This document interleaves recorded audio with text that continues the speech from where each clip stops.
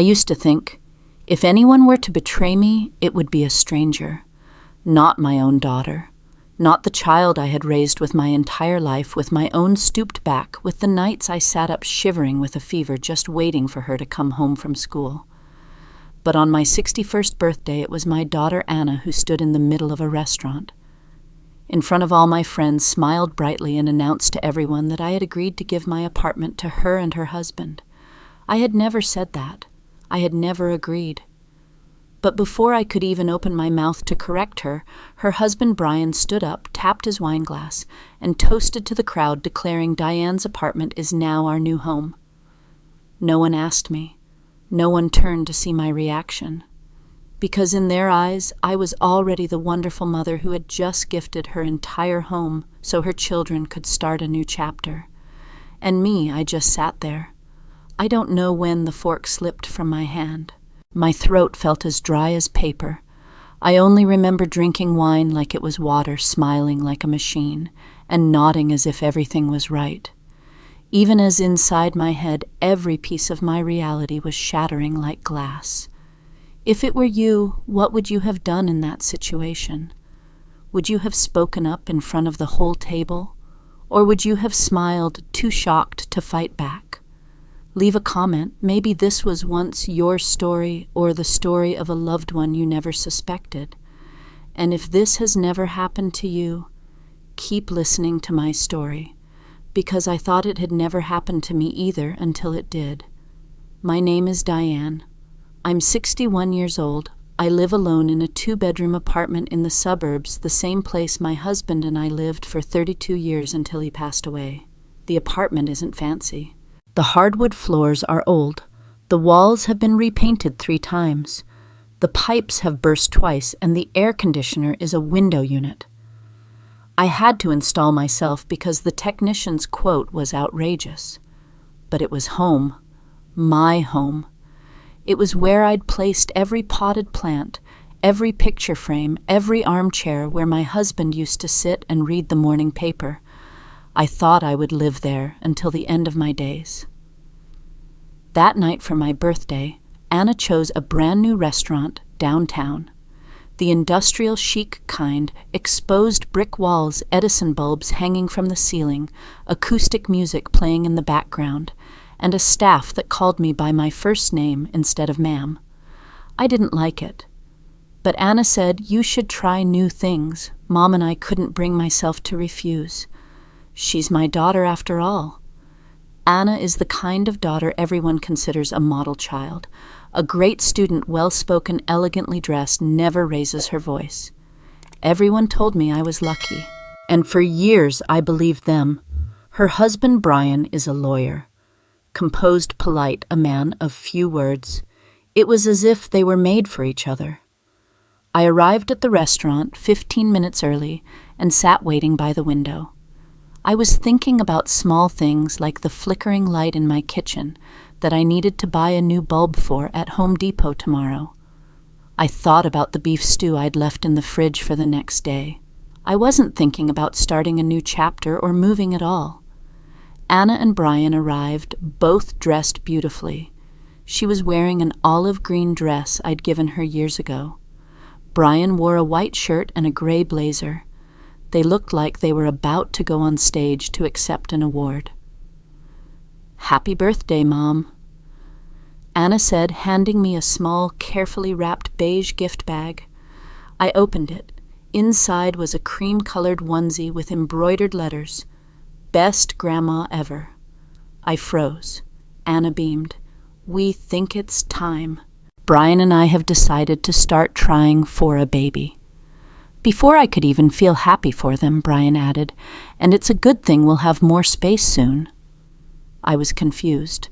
More space for what? Anna took my hand, her eyes sparkling like she was in an old-fashioned family commercial. "Mom, we are so grateful that you've agreed to let us move into the apartment. You don't need all that space anymore. And we need a stable place to start our lives as parents. You're the most wonderful mother for understanding that." I was speechless. I had never agreed, never suggested it, never said I was going anywhere. I was about to say something, but Brian was already on his feet raising his glass.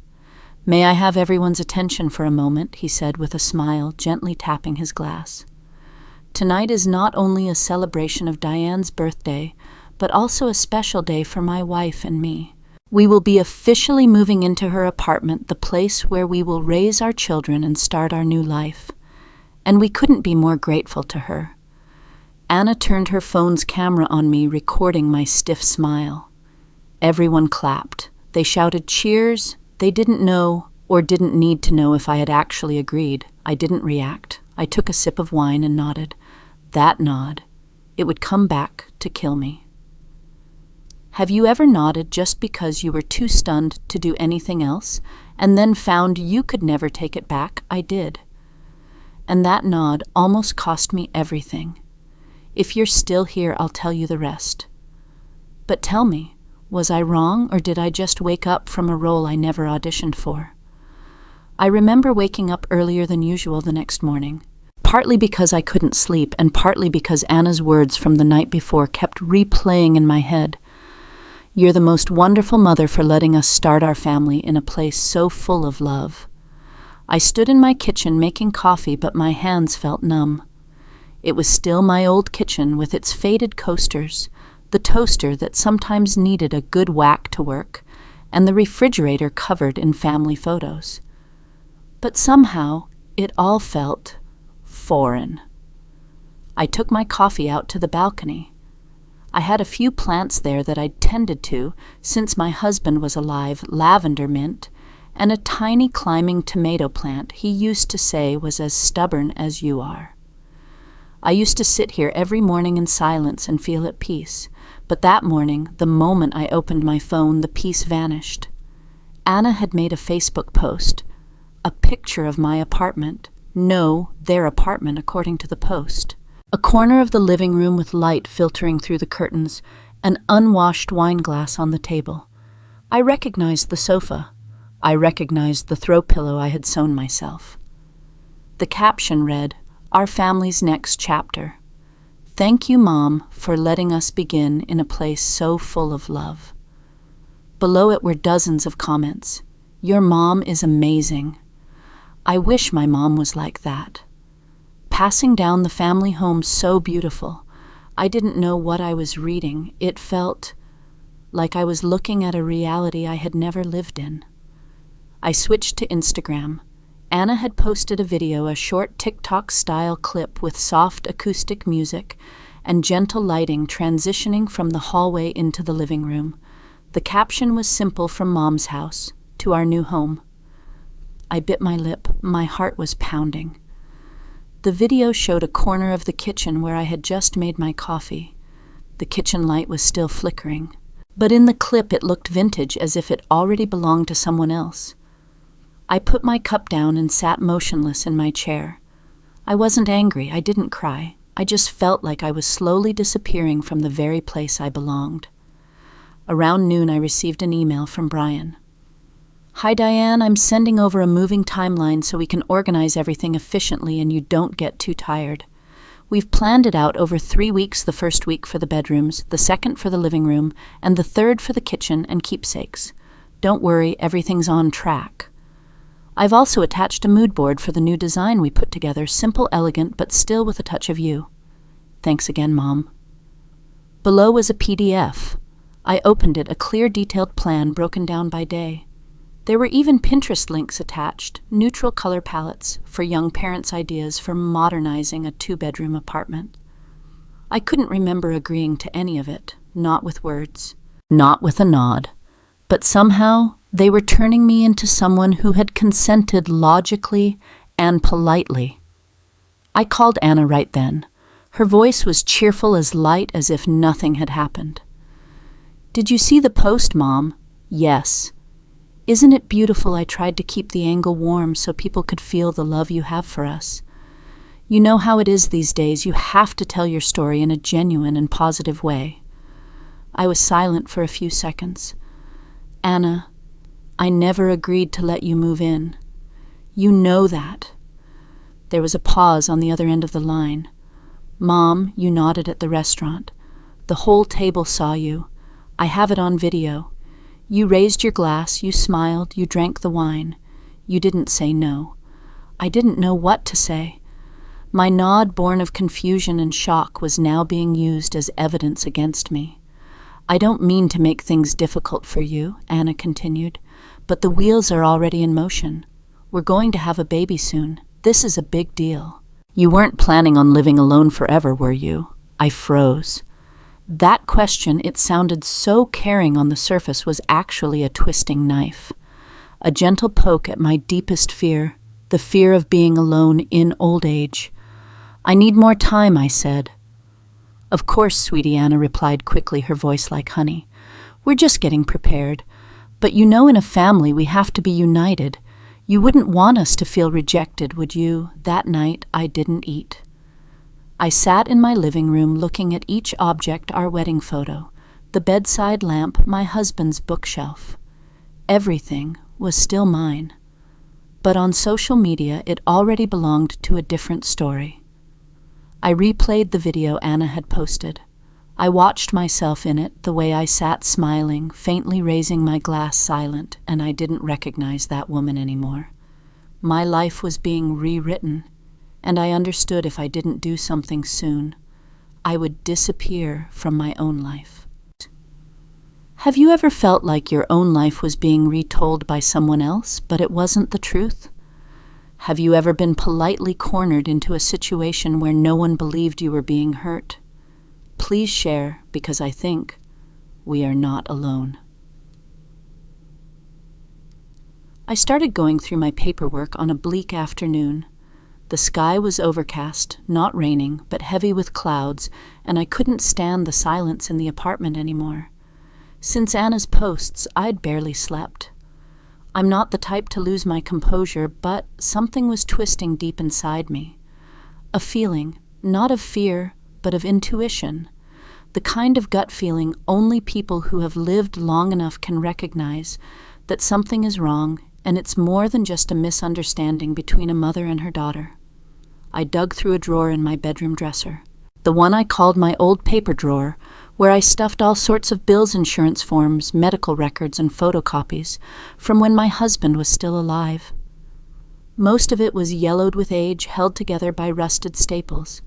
The ink faded, and then I found it in a blue file folder labeled St. Catherine's Hospital, Novern 2 years ago.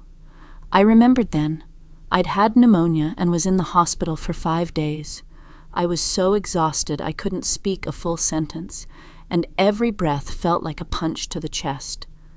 Anna was the one who stayed with me, signed insurance papers for me, brought me soup and wiped my face. I vividly remembered one morning, hazy with fever, Anna handed me a stack of papers, her voice light and airy. Mom, just sign these so I can submit them to the insurance. It's all just administrative stuff, nothing important. I didn't read them, I just signed. When you're lying there tangled in IV tubes and hooked up to a heart monitor, you don't think. You trust your child. I trusted her. I unfolded the paper.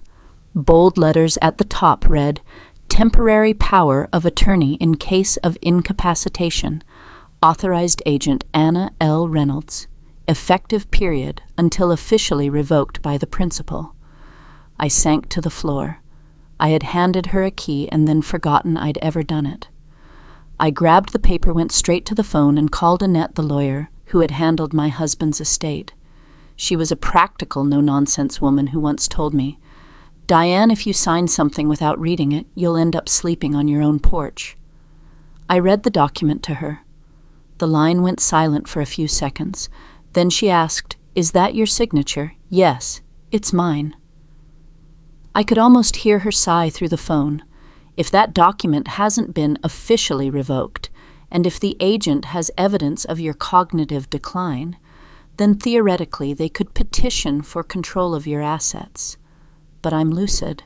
I said, my voice cracking with panic. I'm perfectly fine, I believe you, but we'll need to prove it. Documentation consistent behavior notes an independent psychological evaluation. Because if they get a friendly doctor to sign off that you're confused, they can start conservatorship proceedings. I felt like I was going to be sick. That night, I didn't turn on the TV. I took an old notebook, sat at the dining table, and started to write. I wrote down every detail of my day, what time I woke up, what I ate for breakfast, what I bought at the grocery store, who I talked to, what I thought about.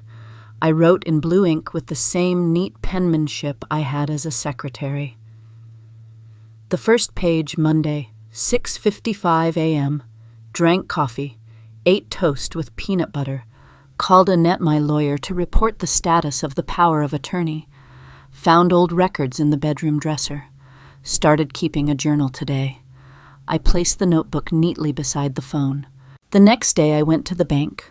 I waited for nearly an hour to change my online account access request, two-factor authentication, and transfer my entire life savings into a separate account in my name only with no direct beneficiary.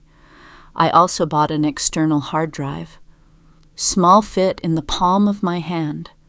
I copied everything onto it, old photos, documents, a copy of my will, the deed to my home. Then I placed it in the bottom drawer of my linen closet under a stack of tablecloths I never used. I was preparing my battlefield, while they thought I was the one ready to retreat. Anna texted me that afternoon. Mom did. Brian, send you the timeline. I just ordered some wallpaper samples on Etsy. The beige tones are lovely. I think we should start with your room first so you won't have to deal with the stairs later on. I looked at the message. I didn't reply. I just took a screenshot and saved it to a new folder on my computer. Anna, Brian, takeover plan. I started labeling the files meticulously.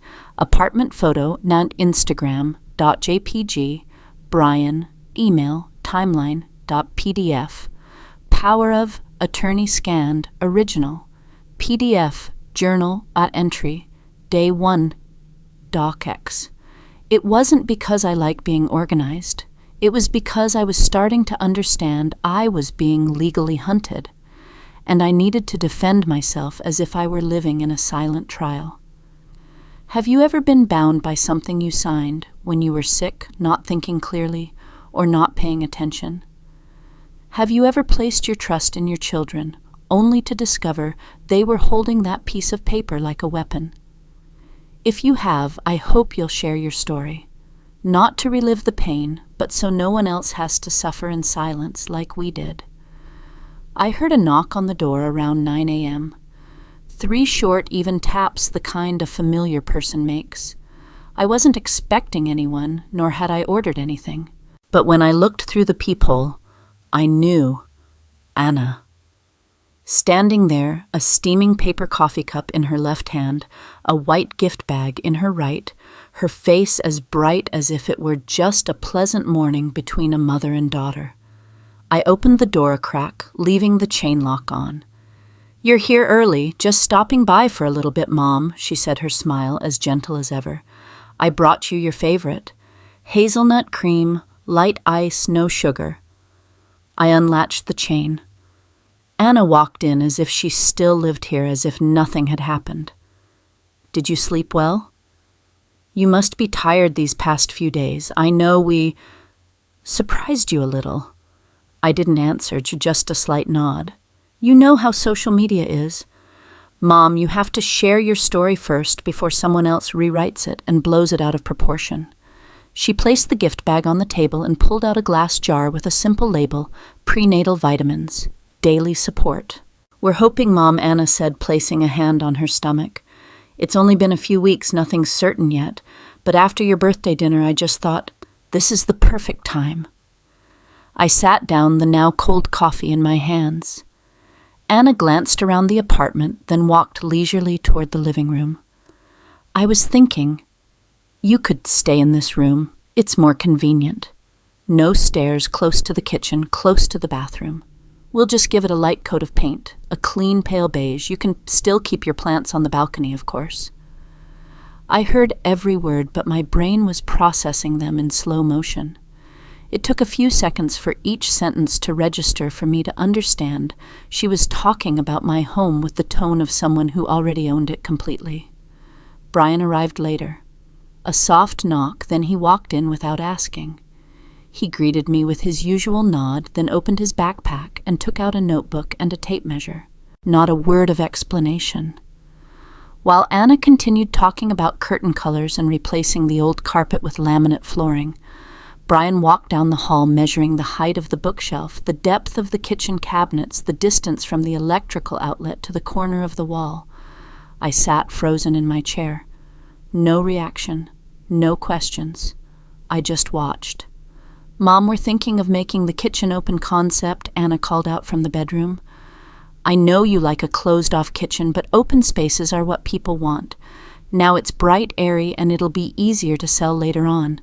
I heard that last part loud and clear. It'll be easier to sell later on. A breath caught in my chest.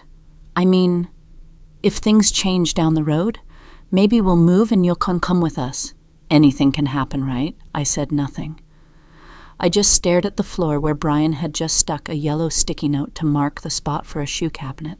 Anna walked over to me, refilled my water glass, her eyes never leaving my face. "Don't worry, Mom. Everything we're doing is for you. You've worked hard your whole life. Now it's time for you to rest in a new, tidier, more suitable space." I let out a small, humorless laugh, because I'd heard those exact words in a commercial for a retirement home. Around noon, Anna said she needed to use the restroom. I nodded and pointed to the bathroom. Brian went outside to make a phone call, and I got up. Anna's handbag was sitting open on the sofa. I didn't mean to invade her privacy, but for the first time in my life, I didn't trust my daughter. I glanced inside a plastic-bound file of printed papers. The cover clearly read "Complete Renovation, Current Apartment, Reynolds Property." A real estate company's logo was printed in the bottom corner. The first page was an overhead shot of my apartment with descriptions of the interior. I flipped further. New design schematics, removing the wall between the kitchen and living room, relocating the storage closet, replacing all the flooring. At the end of the document was a projected estimate of the apartment's value after renovations, a resale price nearly 40% higher. I went numb. They weren't planning to live here. They were planning to flip my apartment for a profit. And Anna's mother, was just the first step in a property transfer disguised as family love. I closed the file, placed it back exactly where it was, and adjusted the bag's strap. Anna came out, drying her hands on one of my towels. "What do you think of pale beige, or do you prefer cream? I've ordered samples. But your opinion is what matters most." I smiled, a small, faint smile, but inside my heart, there wasn't a single drop of trust left. After they left, I locked the door. For the first time in my life, I drew all the curtains in the middle of the day. I stood in the center of my living room and looked around. Every object now seemed fragile, as if it belonged to me but was no longer in my keeping. I opened my computer and created a new folder. Folder name Stage 1 Renovation. I memorized every detail from the design plan. I started saving not only what they said, but also what they planned to do without saying a word. They had come with smiles, but I had already seen the ropes in their hands. Have you ever watched someone you love walk into your home with a familiar smile, knowing that in their heart they had a plan to remove you from your own life? If you have, please leave a word, because I need to know. I'm not the only one who has been bound by kinship. I used to think, if anyone was behind this, it had to be Brian. He's a lawyer, the type of person who always looked at his mother-in-law like a case file to be managed. Every sentence he spoke was carefully measured, never too emotional, never too distant. The kind of politeness that makes it hard to hate him, but impossible to truly trust. I used to think Anna was just convinced, that she was blindly in love with her husband, that she was the one being dragged into this. I used to think that, until I realized how wrong I was. It was a Monday with a light rain falling. I had an appointment with Annette, my old lawyer, at her office. She's a tough, widowed woman, always so blunt, it sometimes made me uncomfortable. But if there was anyone I trusted legally, it was her. I brought the photocopy of the old power of attorney, a snapshot of the design proposal I'd glimpsed in Anna's bag, and a few screenshots of the social media posts. Annette sat in silence as I recounted everything from the birthday party and the announcement to the morning Anna showed up with vitamins and Brian with a tape measure. She didn't look shocked. She just listened intently, taking notes. After I finished, she looked at me for a long moment and asked, "Are you prepared to hire a private investigator?" I hesitated. "You mean have them followed?" I wouldn't use that word. "But if you suspect this is about more than just living together, then we need to know the clear truth before any official paperwork is filed."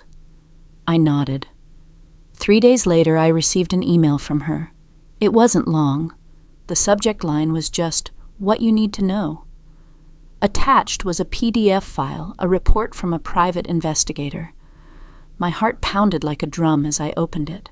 I had prepared myself, but I still wasn't ready. The first photo was of Anna, my daughter, sitting in a coffee shop across from a man in a white-collared shirt with a name tag, "Read on Halley Group Real Estate." The next photo, her handing the man an envelope, after which they both looked at a laptop screen. The angle was clear enough to see an interior design plan open on the screen. Then there was a photo of her standing in front of the apartment, my home, with a photographer. He was using a professional camera, taking shots from multiple angles. The living room, the kitchen, the bedrooms. One of the photos showed Brian standing nearby, but only observing from a distance. The last page was a summary, date pointy, Anna meets with Agent Reed at a coffee shop. Date pointy, Anna brings a photographer to take pictures of the apartment. Email excerpt recovered from the agent's web server. Sending interior photos to create 3D mock-up. Note, no legal documents filed with a notary. Transfer of title not yet complete, but preparations to list the property have begun. I couldn't breathe as I scrolled to the last page. In my mind, every image clicked into place like a puzzle piece. All her gentle words, every cup of coffee, every time she said, "I just want you to be more comfortable, Mom." I closed my laptop and sat in silence. Tears welled up in my eyes, not a flood, not sobs, but the kind of tears shed by someone who has just understood that what they've believed in for decades was a performance. I wasn't crying over the loss of my home. I was crying because I had lost the daughter I thought would be there to care for me in my old age. That night, I rewatched the video Anna had posted on TikTok. She filmed my living room, the lighting soft, a piano melody playing in the background. Her gentle voiceover said, "This is our home now. Mom is so supportive of us moving in." I hit pause. I held the screen on that frame. I held on to the phrase, "Mom is so supportive," like a paper cut. I turned on my phone's voice recorder and read aloud everything I had seen in the report. I described each photo, each action.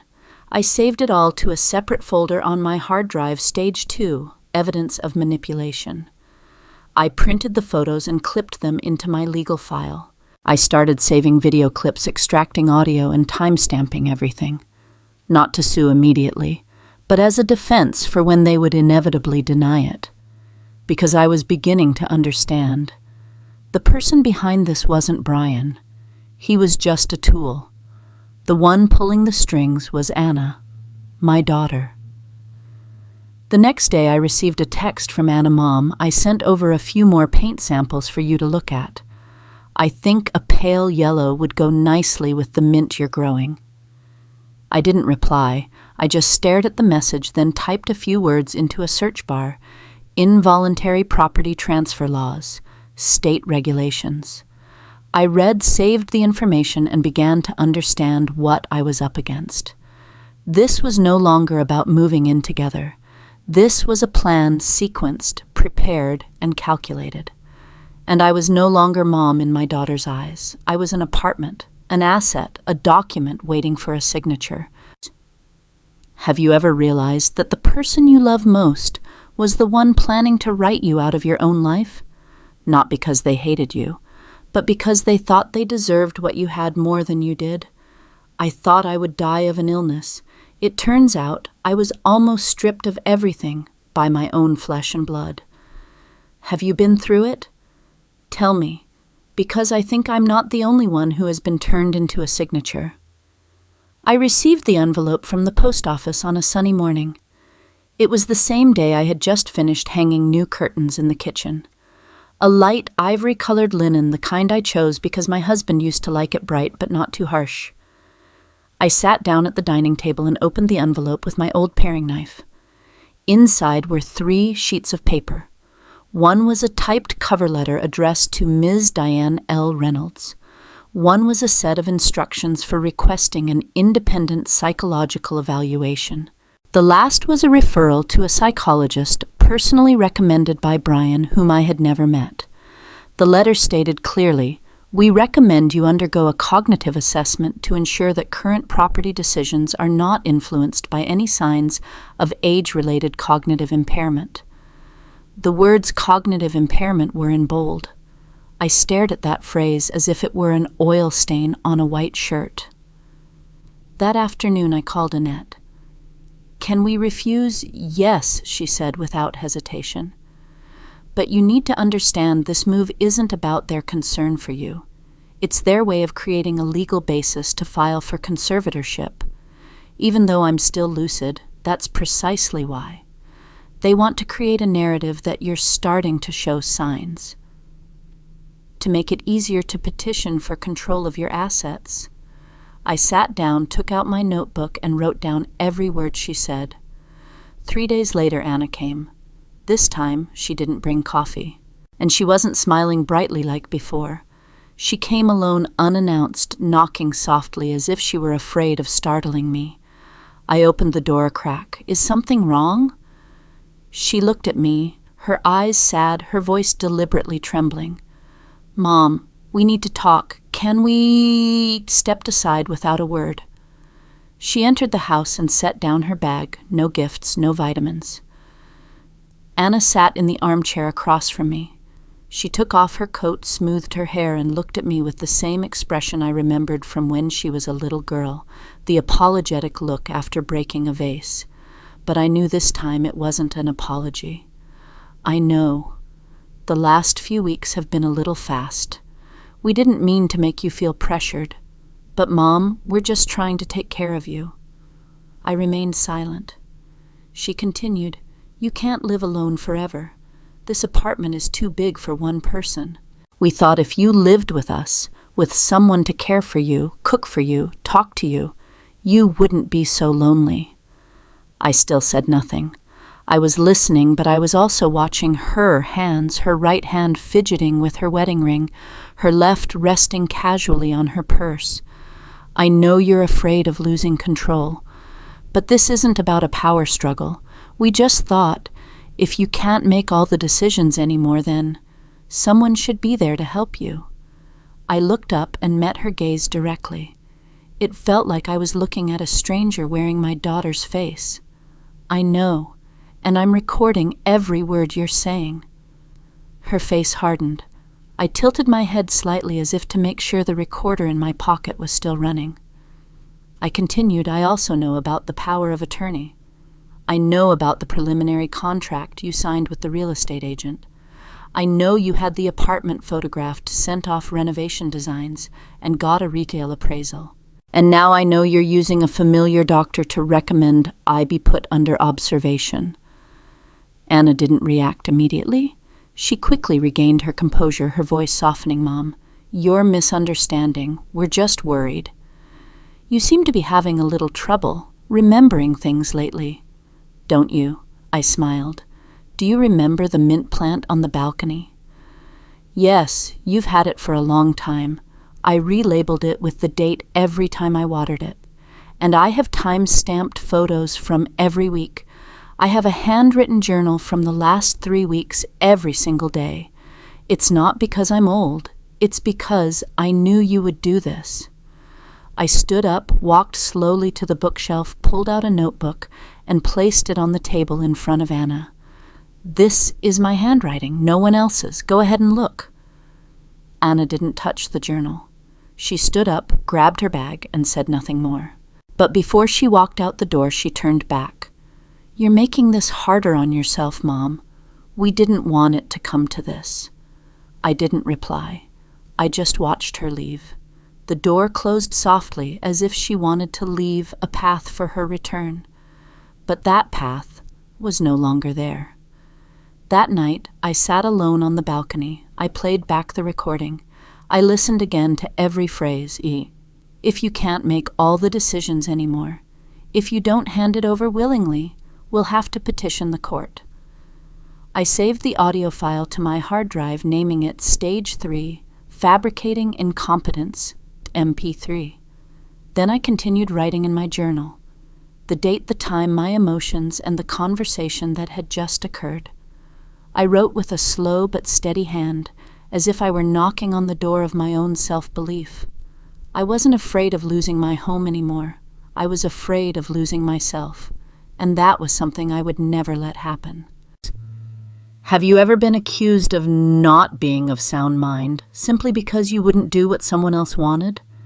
Did they ever make you feel like you couldn't trust your own memory and reason? If so, please share, because they are only strong when you are silent. And I have been silent long enough.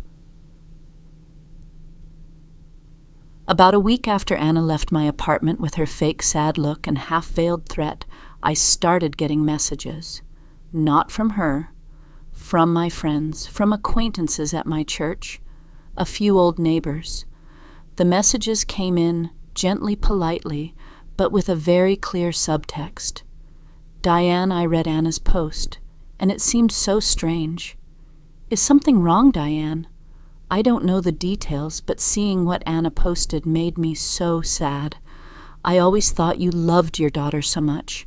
I can't believe you're making Anna request a psychological evaluation. She said you don't even want to see your future grandchild anymore." I didn't reply to anyone. I just read.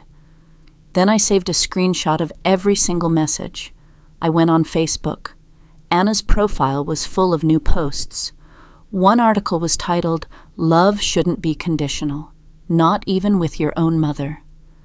Beneath it was a photo of my living room, my old apartment with light slanting across the rug I had hand-woven in 1998. The caption read, "When you're trying to build a home for your little family, only to be blocked by the one person who should be your biggest supporter." It even had a broken heart emoji. Hashtags, #chosen_family, #making a home, #new beginnings. The comments below were mostly supportive. Not everyone has understanding parents. You're doing the right thing. Don't let the toxicity drag you down. That apartment is yours now, if not on paper, then in your heart. I read it all. I wasn't angry, I just felt strangely relieved. They thought I was weak, that I would lash out, that I would expose them, that I would lose my temper. But they forgot I had sat through my own husband's funeral in silence. They didn't know I had learned how to survive without reacting. I shut down my computer, made myself a cup of mint tea, and plugged in my external hard drive. I created a new folder with a simple name, Proof a Legacy. I started saving the images, every post, every comment, every video clip where my voice was taken out of context, every like, every share. I labeled the files clearly, FB post Anna 03/14/2024.jpg, comment Lisa Taylor, under post, JPG story Anna video family pressure, MP4. I extracted the metadata, the timestamps, and saved offline copies of everything. My lawyer Annette sent me an email. "Do you want to sue for defamation and damages? I can help with that." I replied, "No. I'm choosing the third option." She called me back just to confirm, "You're planning to just walk away, no response, no lawsuit." I'm going to walk away, but not empty-handed. I'm taking the entire copy of the true story with me, and I'm going to let them live with the shadow they've created. Annette let out a small laugh on the phone, the kind I rarely heard from her. "I like you, Diane." For the next 3 days, I continued packing. Not my belongings, but my evidence. I recorded my own narrative. In segments, day by day, feeling by feeling. March 23rd, I woke up at 6:42 a.m., made coffee, opened the window. My mind is clear. The notes from yesterday are still perfectly recalled, not a single line wrong. I know what I'm doing. I know why I'm doing it. I sent the recording to Annette. She filed it as part of my competency defense, just in case Anna or Brian tried any legal maneuvers. I contacted an old friend, Iris, who used to be a real estate agent and was now retired in a town 2 states away. I asked if she could help me sell my home through an off-market private sale. No public listing, no online ads, no announcements. Iris asked only one question. "This has to do with Anna, doesn't it?" I was silent for 3 seconds. Then I replied, "It doesn't have to do with her anymore. This is my business now." She nodded. "I have a few friends who work discreetly. Shall we start next week?" That evening, Anna posted something else. It was a picture of my kitchen window where I used to keep my lavender pot. The caption was simpler this time. "Mom, I know you're reading this. We just want love. Why is that so hard? I wasn't angry, not sad." I just smiled, faintly. Because I knew. By the time they realized I wasn't fighting back, I would already be 1 step ahead of them.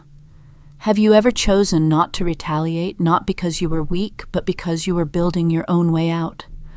Sometimes the most powerful form of resistance is refusing to step onto the stage they've set for you. If you've ever chosen silence as a form of self-defense, I understand you, and I'm living it day by day. I had given them everything. College tuition. The time Anna lost her scholarship her senior year, I used the savings I'd set aside to fix the roof. For her wedding, I paid for nearly all the flowers and catering, and then covered extra costs because Brian's family was going through a hard time. When they mentioned IVF, I didn't ask twice. I just transferred the money along with a note, "I trust you two will do the right thing." I used to believe I would be appreciated, or at the very least, respected. I was wrong. The sale of the house was finalized on a Tuesday morning. Iris, my old real estate friend, called me at 8:03 a.m. "It's all done, Diane. The money will be wired to your account today. The buyers don't need anything else. They love the house and are keeping the furniture as is. No questions, no haggling." I didn't answer right away. I just nodded, even though she couldn't see me. I sat in my old kitchen where the morning light streamed through the thin linen curtains, a gentle light like the hug my husband used to give me when I'd wake up early to make coffee. I looked around the wooden table with the small burn mark from a fallen candle. The bookshelf with the books he'd left, half read the wall clock that was always 2 minutes slow, and I knew this was the last time I would see them. I didn't cry. I just stood up, walked to the living room, and pulled my husband's old blanket from the shelf. I folded it neatly. I placed it on the sofa. Then I took a piece of paper and wrote a few lines. My hand shaking slightly but still firm. "This house once belonged to a family. Now all that's left is silence, and it is no longer yours." I laced the note on top of the blanket. I stood there for another minute. Then I turned and walked away. I left my old apartment at 4:52 p.m. There was no moving truck. I hired a man from my church to drive a few boxes for me, just books, family photos, legal documents, and a few personal items. I didn't take the sofa, the dining table, or the TV. Only the things I was attached to, by memory, not by value. I moved into a small cabin on a lake in the countryside. Not too far, but far enough that no one could show up unannounced. It was a wooden house with a low roof, a backyard, and a porch with a rocking chair. There was an old pine tree outside the window. In the afternoon, the sun would slant through it and create beautiful streaks of light on the old wooden floor. I changed my phone number. I deleted my Facebook account. I closed my old bank account and opened a new one in a neighboring town, one no one in my family knew about. I wrote a new will. This time, there was no Anna, no Brian, no one who ever wondered how much time I had left to live. I left my entire estate, from the cabin to the proceeds from the sale of the house to a small foundation I established named the Quiet Exit Fund, to support elderly women in safely leaving financially abusive relationships. My lawyer Annette sent me the notarized copy. In her letter, she wrote only one line: "Not everyone knows how to disappear properly. You do." Anna emailed me the following week. Subject: Mom, we're worried. Body: You're not answering your phone. No one has seen you at the apartment. If something is wrong, please let us know. I'm begging you, Mom. I didn't reply. Brian texted me after that. We are considering filing a petition for abandoned property. If you do not respond within 7 days, we have the right to ask the court to verify your status. I forwarded that email to Annette. She simply wrote back, "Saved, no response necessary." They no longer have any legal standing. I started to rewrite a part of my life, not a book, not poetry, just a journal day by day. I wrote down the weather, what I ate for breakfast, how it felt to water my plants, to sit and watch the lake. I taped a small photo of my husband in the corner of the pages next to words I wrote by hand. We used to live in a place called home. Now I live in a place called myself. My old house, the place I had lived for over 30 years, now belongs to a young couple with 2 small children. Iris sent me a picture of them. They kept the bookshelf, they didn't repaint the walls, and most importantly, they left the old rocking chair where I used to sit and knit during the winter. I was glad it was still there. No one knows who I am here. No one calls me the grandmother of the baby in Anna's belly. No one discusses my memory. No one asks me to sign any more papers. No one needs me to be anything other than myself. Have you ever had to leave everything behind, not because you had nothing left to hold on to, but because you didn't want to be held back anymore? Not everyone understands the feeling I gave them everything, and the last thing I had left was my departure. If you've ever chosen to leave instead of fight, you are not weak.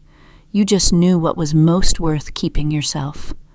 I don't know how to describe that moment, when you're sitting quietly in a small cabin listening to the wind whistle through the cracks in the wooden door, and you know for certain that the person knocking outside is your own daughter. I didn't run to the door. I didn't look through the window. I just sat still in my armchair, placed my teacup on the table, and listened as if I were listening to birds in the forest, distant, familiar, but no longer able to touch me. The knocking wasn't loud. 3 taps, then a pause, then 3 more, harder this time, then a voice. "Mom, it's me, Anna." I looked at the clock. 6:47 p.m. It was getting dark. In the woods, the light fades faster than in the city. "Mom, we just want to talk." We drove a long way to get here. I imagined her standing out there, in her long coat, Brian beside her, with a backpack holding a bottle of the Pinot Noir they thought I still liked. But I didn't open the door. After 10 minutes, Anna's voice grew louder and started to break. "Mom, you're abandoning your own grandchild? Do you want your grandchild to grow up without a grandmother?" That sentence was like a dull knife, not because it hurt, but because it was empty. I knew there was no baby. I knew the ultrasound picture she had posted online was a stock photo from a pregnancy app, the kind of sample image people download to dream with. I had found the original in a post on Pinterest. The knocking stopped after 22 minutes. I know the exact time because I had started a timer. I didn't leave my chair until the sound of a car engine grew fainter, then disappeared completely into the woods. When I finally stepped out onto the porch, I saw they had left something behind a picture frame wrapped in white paper, tied with a bow like a birthday present. I didn't open it. I took a photo of it with my phone, then tucked it into a cloth bag and placed it on a shelf next to my legal documents. I wasn't going to let my fingerprints get on anything of theirs, not even by accident. I sent the photo to Annette with a note. "The photo is a prop. Source from Pinterest. Indirect communication, no response given. She replied in 5 minutes, noted. Do not reply. They are building a humanitarian case. You are not falling for it. A week later, Anna texted. Just one line, I will always be your daughter. I hope you can forgive me. I read it, then turned off the screen. I didn't delete it, but I didn't reply.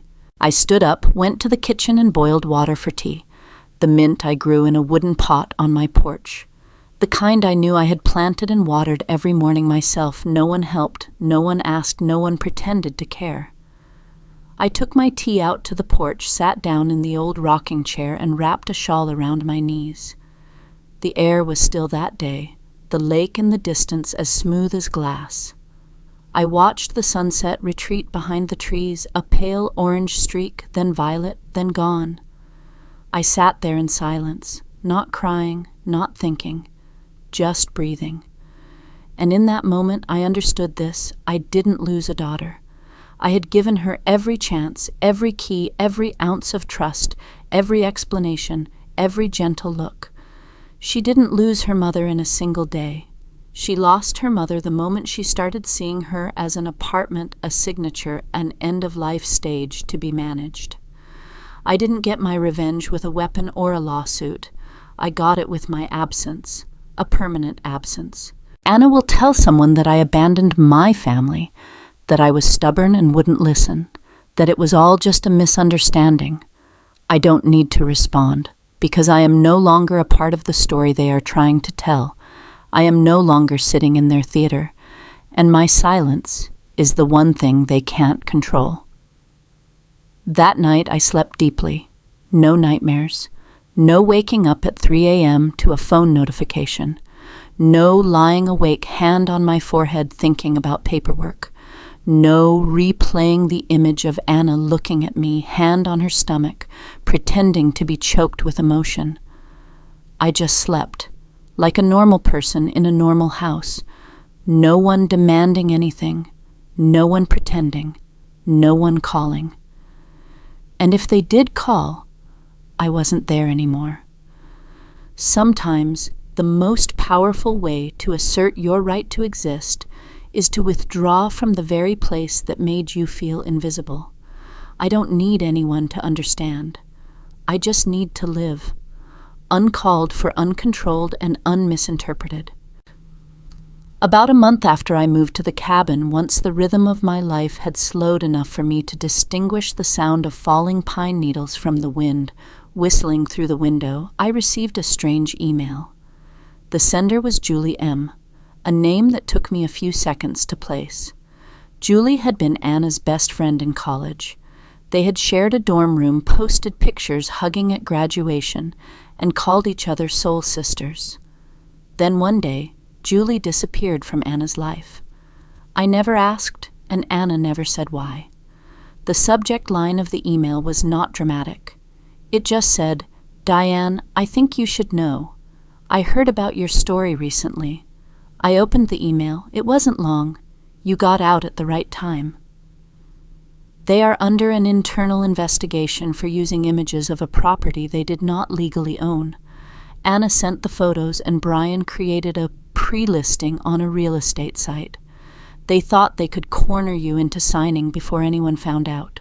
But the real buyers requested a title verification. The real estate firm took the listing down within 24 hours of receiving a legal warning. I heard Brian's law license has been suspended pending the investigation. No one has made it public yet, but the Bar Association doesn't go easy on lawyers who manipulate property records. I just wanted you to know you were right to be silent. I wish you health and peace wherever you are. Julie. I didn't reply. I didn't feel happy, nor did I feel sad. I just gently closed my laptop, walked out to the porch, took a slice of the cinnamon bread I had just baked, poured another cup of mint tea, and sat down in my familiar rocking chair. The wind wasn't strong that afternoon, but it was cold. A dry cold that seeps through a thin wool sweater, making you pull your collar tighter and feel with certainty that you are truly here. No longer being pulled back into the past, no longer tethered by what-ifs. I took a bite of bread and a sip of tea. Then I turned to a new page in my journal. I didn't write anything profound, just one line.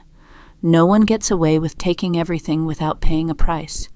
But not every price comes on an invoice. I didn't send it to anyone. I didn't tell my friends. I didn't post it online. Because silence isn't an escape. It's how I force the deceivers to live on the very stage they built with no audience, no applause, and no believers. And me, I'm still here. Amidst the fresh air, the soft creak of the wood under my chair, and the smell of mint tea every afternoon. No one knows who I am, and I don't need them to. I have withdrawn, but not empty-handed. I took the whole truth with me and left behind the entire void they now have to face on their own. And that is a more perfect ending than any revenge I could have ever imagined. If you've listened this far, if you're still here after everything I've just told you, thank you. Not because you've listened to my story, but because you've allowed yourself to touch on things few people want to face. Broken trust, exploited faith, and the difficult choice between fighting and silence. I know you might have gone through something similar. Maybe it wasn't an apartment. Maybe it wasn't a daughter. But it was someone you once trusted, who turned around and treated you as if you were a burden, not the person who once gave them everything. I'm not telling this story to demand justice, nor am I telling it so an audience can see me win. I'm telling it because I want women like me to know they are not alone. We, the women who are past 55, 60, or 70, have given so much. We bent our backs to pay for tuition, sold jewelry to help with weddings, and stayed up all night through emergency phone calls. We stayed silent when we were steamrolled because we didn't want to embarrass our children and grandchildren. We swallowed our pain because we thought, as long as they're happy, that's all that matters. But at some point you have to ask yourself, am I being erased from my own life? Am I being turned into a shadow standing still so someone else can build their story around me? It took me many years to learn this. Silence does not mean surrender. You may not need to scream or sue or post videos online, but you have the right to say no, to withdraw, and to rewrite the rest of your life on your own terms. I don't expect my daughter to apologize. I don't expect society to defend me. I just need to wake up every morning knowing for certain that no one controls my existence anymore. If you are listening to these words and you see a reflection of yourself in them, I want you to know you are not crazy. You are not too sensitive. You are not selfish. You are just starting to learn how to love yourself again after decades of putting everyone else first. And if there is one thing that I want you to remember from this entire story, it is this: you still have the power to decide.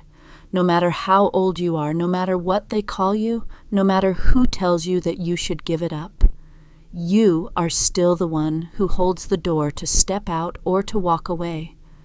If you have been through something like this, share your story. It doesn't have to be detailed. Just a few words I understand. I was silent once, too. I'm starting over.